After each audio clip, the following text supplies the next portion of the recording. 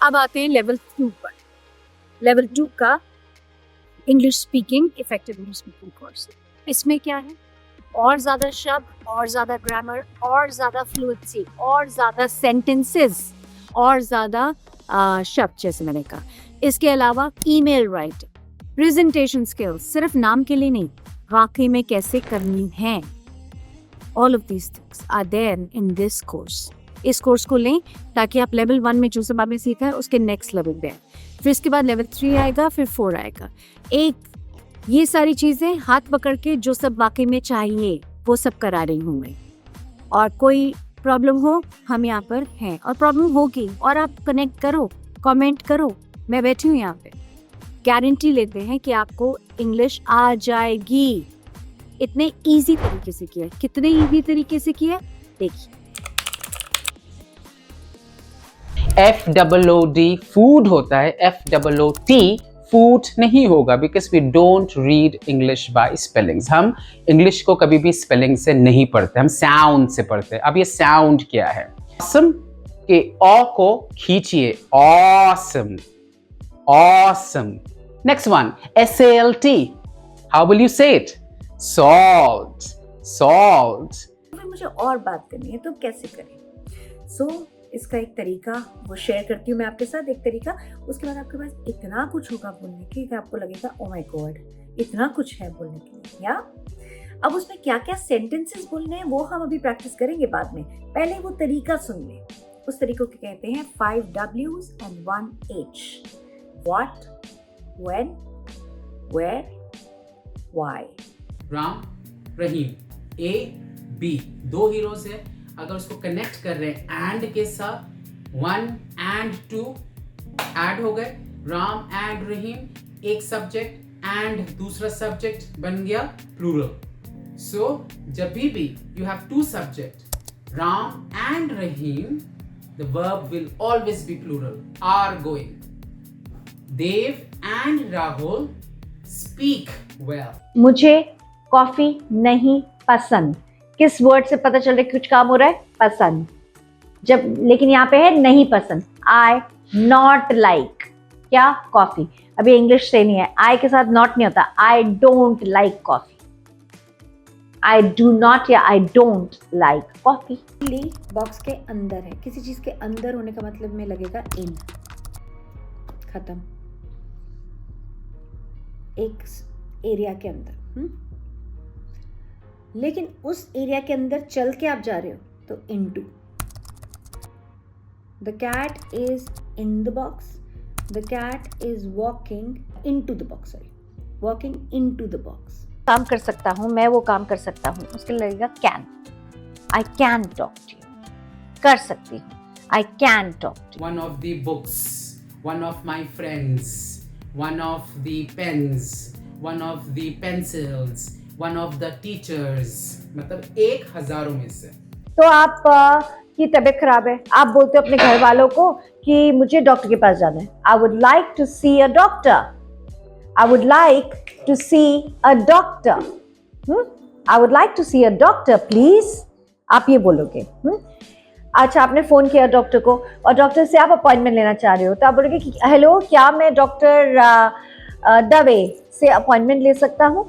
मुझे डॉक्टर दवे से अपॉइंटमेंट चाहिए, डॉक्टर दवे के साथ अपॉइंटमेंट चाहिए।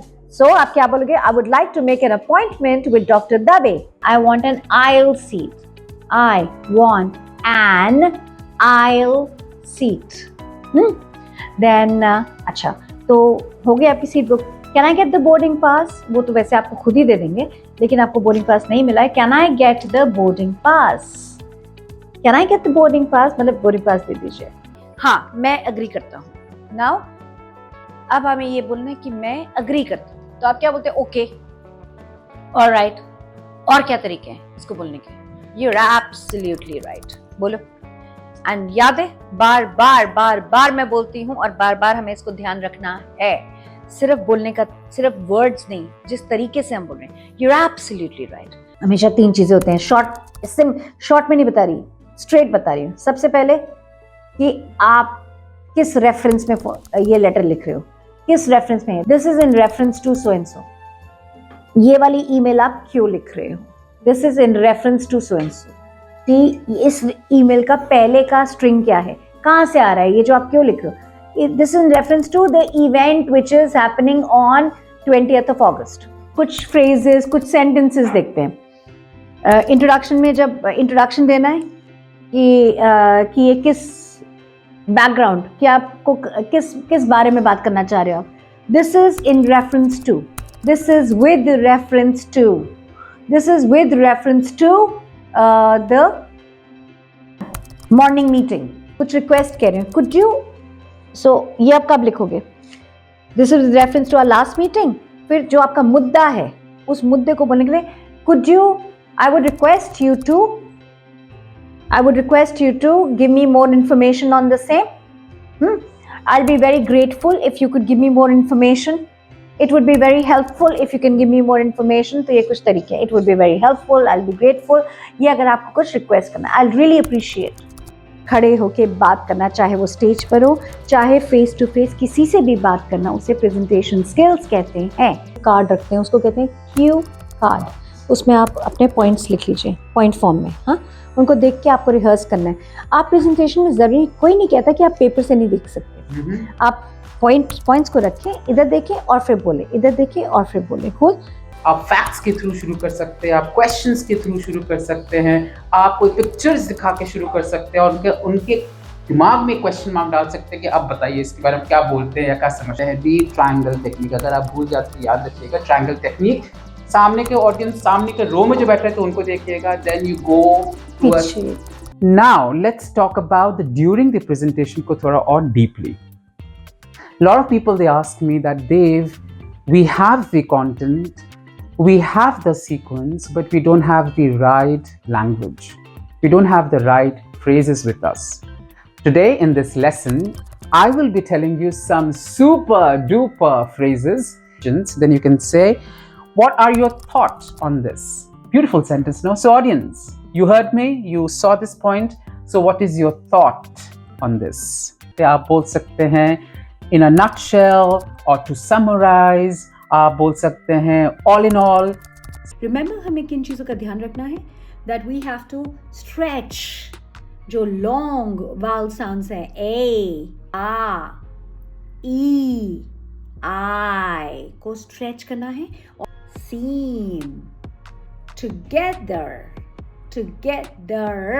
आर को बोलना है, टुगेदर। नेक्स्ट W को बोलना है, white,